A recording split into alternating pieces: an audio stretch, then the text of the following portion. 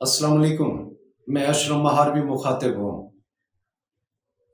انسان کی زندگی میں کبھی کبھی ایسے بھی موڑ آتے ہیں، ایسے بھی تلخ امتحان آتے ہیں کہ انسان اپنوں کے ہوتے ہوئے تنہا رہ جاتا ہے، اور پھر زندگی کی ہر جنگ کو اس نے تنہا لڑنا ہوتا ہے۔ جیسے بھی حالات ہوں اسے لڑنا ہوتا ہے۔ جانتے ہیں کہ ان تنہائیوں کا سبب کون لوگ ہوتے ہیں؟ آپ کے اپنوں میں سے ہوتے ہیں، آپ کا بلڈ ریلیشن ہوتا ہے، آپ کے خون کے رشتے ہوتے ہیں۔ یہ اپنے لوگ ہوتے ہیں جو بستے رستے گھروں کو، ہنستے بستے گھروں کو جاڑ دیتے ہیں، برباد کر دیتے ہیں ان زندگیوں کو، کیونکہ یہ خود تو ناکام ترین لوگ ہوتے ہیں، لیکن سامنے والے کو کامیاب ہوتا ہوا دیکھ ہی نہیں سکتے، مر جاتے ہیں، جل جاتے ہیں، تڑپ جاتے ہیں۔ یہ لوگ جو آپ کی کامیابیوں سے جل رہے ہوتے ہیں، یہ وہ لوگ ہوتے ہیں۔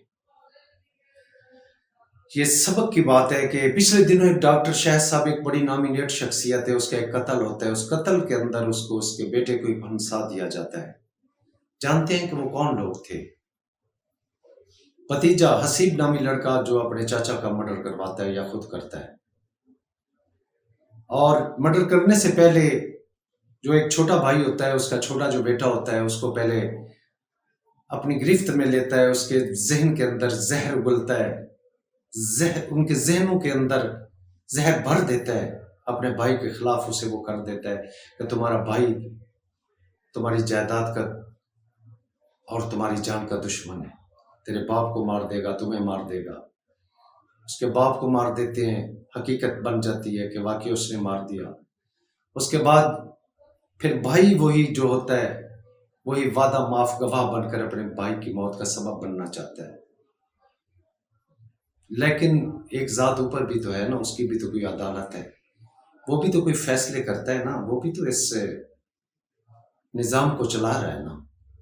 جب فرعون یہ سمجھ لیتا ہے کہ میں جو کر رہا ہوں بس میں کر چکا ہوں، لیکن اس کو پتہ نہیں کہ خدا کی لاٹھی کس قدر بے آواز ہے۔ جب وہ اپنی گرفت میں لیتا ہے تو شخص کو پھر وہ نصیحت دیتا ہے کہ اس کی آنے والی نسلیں، ان بچوں کی مائیں بھی اپنے بچوں کو نصیحت کر کے جاتی ہیں کہ بیٹا زندگی میں کبھی کسی کے ساتھ ناانصافی نہ کرنا، کسی کے ساتھ ظلم نہ کرنا۔ ان رشتہ داروں کی وہ مثال ہے، ان سانپوں کی مانند ہے۔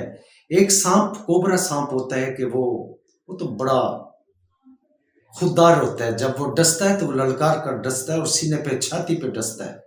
مرنے والے کو بھی فخر ہوتا ہے کسی غیرت مند کے خوددار کے ہاتھوں تو میں مرا ہوں۔ کچھ سانپ اتنے گھٹیا لیول کے ہوتے ہیں جو رات کے اندھیرے میں ڈس جاتے ہیں، ان کے اندر زہر بھی بہت ہوتا ہے، مار دیتے ہیں، ایسا ڈستے ہیں پانی تک نہیں پینا دیتے۔ یہ منافق سانپ ہوتے ہیں، یہ رشتہ داروں کی مثال ان سانپوں کی طرح، ان غلیظ سانپوں کی مانند ہوتے ہیں، یہ ڈس جاتے ہیں۔ تو دیکھا کہ ایک بھتیجے نے ہی اپنے چاچے کو مروا دیا، آپ اپنوں پہ کیا یقین کریں گے؟ تنہا ہی اپنے خود کو رہ کر زمانے کی جنگ لڑو۔ اگر زندگی کے کبھی کوئی ایسے معاملات آ جائیں، خود لڑو، کسی دشمن کو اپنے معاملات کے اندر انٹرفیئر نہ ہونے دینا۔ یہ بہت گندے لوگ ہوتے ہیں، گھٹیا ترین ہوتے ہیں، یہ تمہاری زندگیوں کے سبب بن جاتے ہیں، تمہاری بربادیوں کے یہ سبب بنتے ہیں۔ فی امان اللہ، اشرف مہاروی کو اپنی دعاؤں میں یاد رکھیے گا۔